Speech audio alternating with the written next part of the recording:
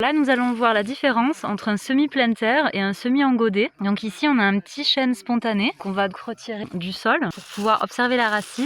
On peut voir qu'il a poussé sans aucune contrainte une racine pivot bien droite. D'ailleurs, elle a un peu cassé. Tout en bas, elle devait encore se prolonger sans doute de 10 cm. On peut voir aussi les départs de radicelles le long du pivot. Et toutes ces radicelles sont aussi associées à des champignons du sol. Et l'ensemble du système là s'appelle LYPHE, H-Y-P-H-E. Et on voit la dimension racinaire par rapport à la dimension du jeune gland.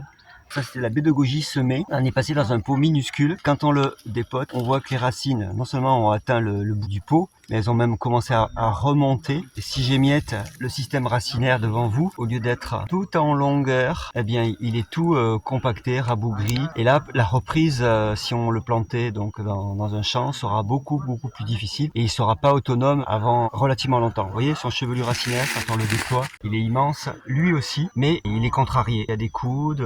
Lorsqu'on sème dans un godet et qu'on va l'implanter en pleine terre, il va devoir avoir l'assistance humaine pour l'arrosage durant quelques années avant d'être autonome, et en plus sa racine est beaucoup plus fragile, contrairement au semis pleine terre, avec une racine très profonde, beaucoup plus grande, et donc le système sera autonome immédiatement.